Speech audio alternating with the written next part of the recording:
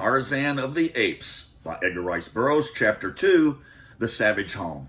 As you can see, I'm reading a little bit earlier, so hopefully I'm not too blinded in my left eye. But here we go. I hope you got Chapter 1 out to sea. If not, you can do that first. It talks about Tarzan's mother and father being in a boat heading towards Africa when things go bad in a mutiny. Whenever I start reading, my dog Max comes over and looks at me. You just mosey on, don't bark. Okay, here we go. The Savage Home. Nor did they have long to wait, for the next morning as Clayton was emerging on deck for his accustomed walk before breakfast, a shot rang out, and then another, and then another. The sight which met his eyes confirmed the worst fears. Facing the little knot of officers was the entire motley crew of the Fuwalda, and at their heads stood Black Michael. At the first volley from the officers, the men ran for shelter, and from points of vantage behind mast, wheelhouse, and cabin, they returned the fire of the 5 men who represented the hated authority of the ship. 2 of their number had gone down before the captain's revolver. They lay where they had fallen between the combatants, but then the first mate lunged forward upon his face, and at a cry of command from Black Michael, the mutineers charged the remaining 4. The crew had been able to muster but 6 firearms, so most of them were armed with boat hooks and axes and hatchets and crowbars. The captain had emptied his revolver and was reloading as the charge was made. The second mate's gun had jammed, and so there were but 2 weapons opposed to the mutineers as they bore down upon the officers, who now started to give back before the infuriated rush of the men. Both sides were cursing and swearing in a frightful manner, which, together with the reports of the firearms and the screams and the groans of the wounded, turned the deck of the Fuwalda to the likeness of a madhouse. Before the officers had taken a dozen backward steps, the men were upon them. An axe in the hands of a burly Negro cleft the captain from the forehead to the chin, and an instant later the others were down, dead or wounded from dozens of blows and bullet wounds. Short and grisly had been the work of the mutineers of the Fuwalda, and through it all, John Clayton had stood leaning carelessly beside the companionway, puffing meditatively upon his pipe as though he had been but watching an indifferent cricket match. As the last officer went down, he thought it was time that he returned to his wife, lest some members of the crew found her alone below.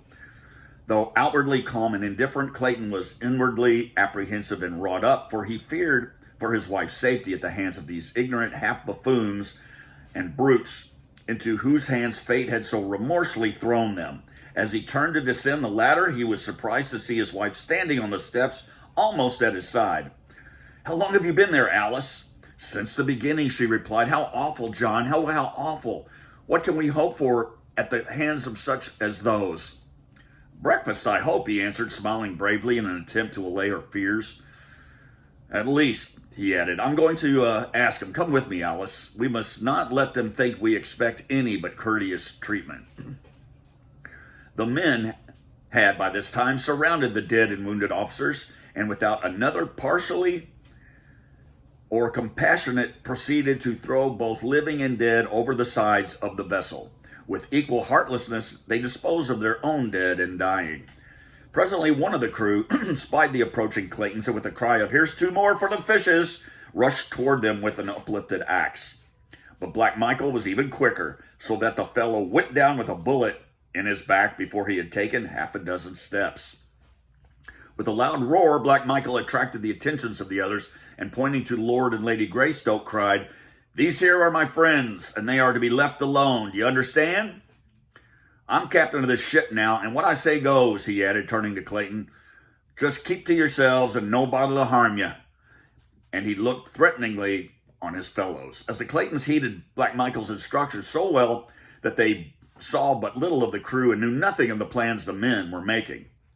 Occasionally they heard faint echoes and brawls and quarreling among the mutineers, and on 2 occasions the vicious bark of firearms rang out in the still air. But Black Michael was a fit leader for this band of cutthroats, and withal held them in fair subjection to his rule. On the 5th day following the murder of the ship's officers, land was sighted by the lookout. Whether island or mainland, Black Michael did not know, but he announced to Clayton that if investigation showed that the place was habitable, he and Lady Greystoke were to be put ashore with their belongings. "You'll be all right there for a few months," he explained, "and by that time we'll have been able to make an inhabited coast somewhere and scatter a bit. Then I'll see that your government's notified where you be, and they'll soon send a man of war to fetch ye off. It would be a harder matter to land you in civilization without a lot of questions being asked, and none of us here has any convincing answers but up our sleeves." Clayton remonstrated against the inhumanity of landing them upon an unknown shore to be left to the mercies of savage beasts and possibly still more savage men. But his words were to of no avail, and only intended to anger Black Michael, so he was forced to desist and make the best he could of a bad situation. About 3 o'clock in the afternoon, they came about off a beautiful wooded shore opposite the mouth of what appeared to be a landlocked harbor.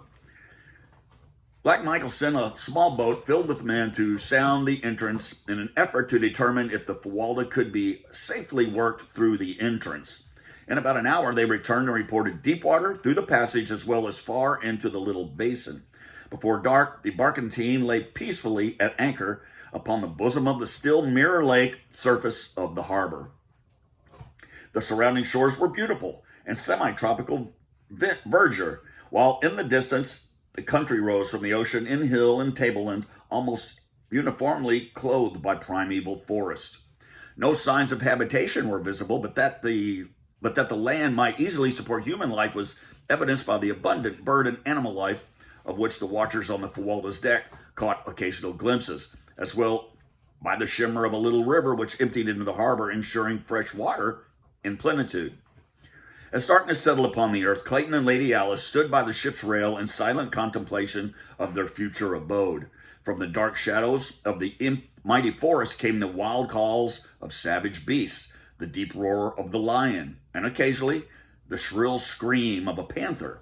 The woman shrank closer to the man in terror-stricken anticipation of the horrors lying in wait for them in the awful blackness of the nights to come when they should be alone upon that wild and lonely shore. Later in the evening, Black Michael joined them long enough to instruct them to make their preparations for landing on the morrow. They tried to persuade him to take them to more hospitable coast near enough to civilization so that they might hope to fall into friendly hands. But no pleas or threats or promises of reward could move him. "I am the only man aboard who would not rather see you both safely dead, and while I know that's the sensible way to make sure of our own necks, yet Black Michael's not the man to forget a favor. You saved my life once, and in return, I'm going to spare yours, but that's all I can do. The men won't stand for any more, and if we don't get you landed pretty quick, they may even change their minds about me giving you that much show. I'll put all your stuff ashore with you, as well as cooking utensils and some old sails for tents, and enough grub to last you until you can find fruit and game. With your guns for protection, you ought to be able to live here easy enough until help comes. When I get away, hid safely, I'll see to it the British government learns about where you be. For the life of me, I couldn't tell them exactly where, for I don't know myself. But they'll find you all right." After he had left them, they went silently below, each wrapped in gloomy forebodings. Clayton did not believe that Black Michael had the slightest intention of notifying the British government of their whereabouts, nor was he any too sure that some treachery was contemplated for the following day when they should be on shore with the sailors who would have to accompany them with their belongings. Once out of Black Michael's sight, any of the men might strike them down and still leave Black Michael's conscience clear. Not even should they escape that fate was it not, but to be faced with far graver dangers. Alone, he might hope to survive for years, but he was a strong, athletic man. But what of Alice and that other little life so soon to be launched amidst the hardships and grave dangers of a primeval world? The man shuddered as he meditated upon the awful gravity, the fearful helplessness of their situation. But it was a merciful providence which prevented him from foreseeing the hideous reality which awaited them in the grim depths of that gloomy wood. Early next morning, their numerous chests and boxes were hoisted on deck and lowered to waiting small boats for transportation to shore. There was a great quantity and variety of stuff, as the Claytons had expected a possible 5 to 8 years residence in their new home. Thus, in addition to the many necessities that they had, they were also many luxuries. Black Michael was determined that nothing belonging to the Claytons should be left on board, whether out of the compassion for them or in furtherance of his own self-interest. It would be difficult to say. There was no question but that the presence of property of a missing British official upon the suspicious vessel would have been a difficult thing to explain in any civilized port in the world. So zealous was he in his efforts to carry out his intentions that he insisted upon the return of Clayton's revolvers to him by the sailors in whose possession they were. Into the small boats were also loaded salt meats and biscuit, with a small supply of potatoes and beans, matches and cooking vessels, a chest of tools, and the old sails which Black Michael had promised them. As though himself fearing the very thing which Clayton had suspected, Black Michael accompanied them to shore, and was the last to leave them when the small boats, having filled the ship's cask with fresh water, were pushed out toward the waiting Fuwalda. As the boats moved slowly over the smooth waters of the bay, Clayton and his wife stood silently watching their departure, in the breasts of both a feeling of impending disaster and utter hopelessness. And behind them, over the edge of a low ridge, other eyes watched, close set, wicked eyes gleaming beneath shaggy brows. As the Fuwalda passed through the narrow entrance to the harbor and out of sight behind a projecting point, Lady Alice threw her arms about Clayton's neck and burst into uncontrollable sobs. Bravely, she had faced the dangers of the mutiny with heroic fortitude. She had looked into the terrible future, but now that the horror of absolute solitude was upon him, her overwrought nerves gave way and the reaction came. He did not attempt to check her tears. It were better that nature have her way in relieving these long-pent emotions, and it was many minutes before the girl, little more than a child she was, could again gain mastery of herself. "Oh, John," she cried at last, "the horror of it. What are we to do? What are we to do?" "There was one thing to do, Alice," and he spoke as quietly as though they were sitting in their snug living room at home, "and that is work. Work must be our salvation. We must not give ourselves time to think, for in that direction lies madness. We must work and wait. I am sure that relief will come, and come quickly, and once it is apparent that the Fuwalda has been lost, even though Black Michael does not keep his word to us. But John, if it were only you and I," she sobbed, "we could endure it, I know, but—" "Yes, dear," he answered gently. "I have been thinking of that also, but we must face it, as we must face whatever comes, bravely, and with the utmost confidence in our ability to cope with circumstances, whatever they may be. Hundreds of thousands of years ago, our ancestors of the dim and distant past faced the same problems which we must face, possibly in these same primeval forests. That we are here today evidences their victory. What they did, may we not do? And even better, for are we not armed with ages of superior knowledge, and have we not means of protection, defense, and sustenance, which science has given us, but of which they were totally ignorant? What they accomplished, Alice, with instruments and weapons of stone and bone, surely that may we accomplish also." John, I wish that I might be a man with a man's philosophy, but I am a woman, seeing with my heart rather than my head. And all that I can see is too horrible, too unthinkable to put into words. I only hope that you're right, John. I'll do my best to be a brave primeval woman, a fit mate for the primeval man. Clayton's first thought was to arrange a sleeping shelter for the night, something which might serve to protect them from prowling beasts of prey.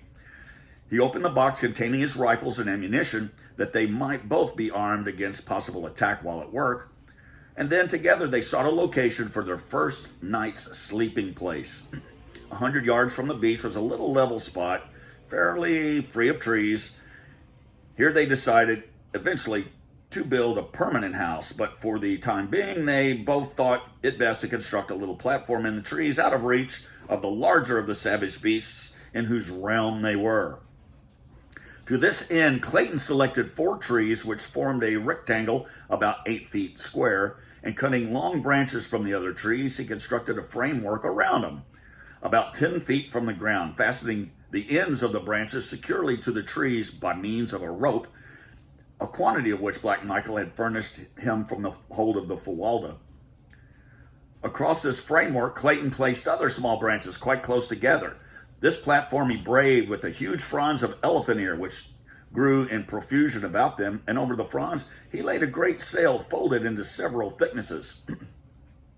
7 feet higher, he constructed a similar, though lighter platform to serve as roof, and from the sides of this he suspended the balance of his sailcloth for walls. When completed, he had a rather snug little nest to which he carried their blankets and some of the lighter luggage. It was now late in the afternoon, and the balance of the daylight hours were devoted to the building of a rude ladder by means of which Lady Alice could mount to their new home. All during the day of the forest about them had been filled with exciting birds of brilliant plumage and dancing, chattering monkeys, who watched these new arrivals and their wonderful nest building operations with every mark of keenest interest and fascination. Notwithstanding that both Clayton and his wife kept a sharp lookout, they saw nothing of larger animals, though on 2 occasions they had seen their little simian neighbors come screaming and chattering from the nearby ridge, casting frightened glances back over their little shoulders and evincing as plainly as though by speech that they were fleeing from some terrible thing which lay concealed there. Just before dusk, Clayton finished his ladder, and filling a great basin with water from the nearby stream, the two mounted to the comparative safety of their aerial chamber. It was quite warm. Clayton had left the side curtains thrown back over the roof, and as they sat like Turks upon their blankets, Lady Alice, straining her eyes into the darkening shadows of the wood, suddenly reached out and grasped Clayton's arms. "John," she whispered, "look."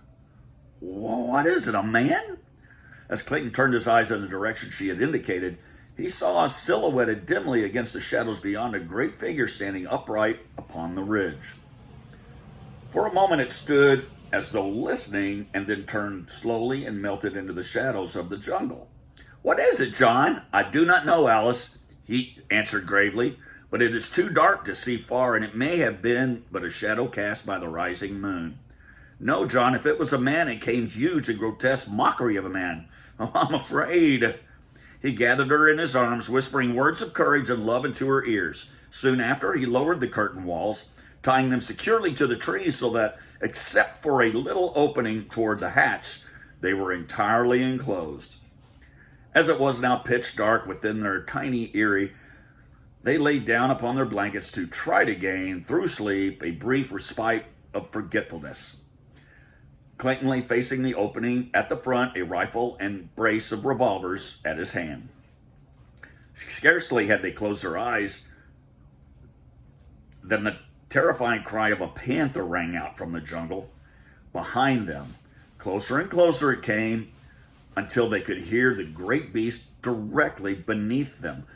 For an hour or more they heard it sniffing and clawing at the trees which supported their platform, but at last it roamed away across the beach where Clayton could see it clearly in the brilliant moonlight. A great, handsome beast, the largest he had ever seen.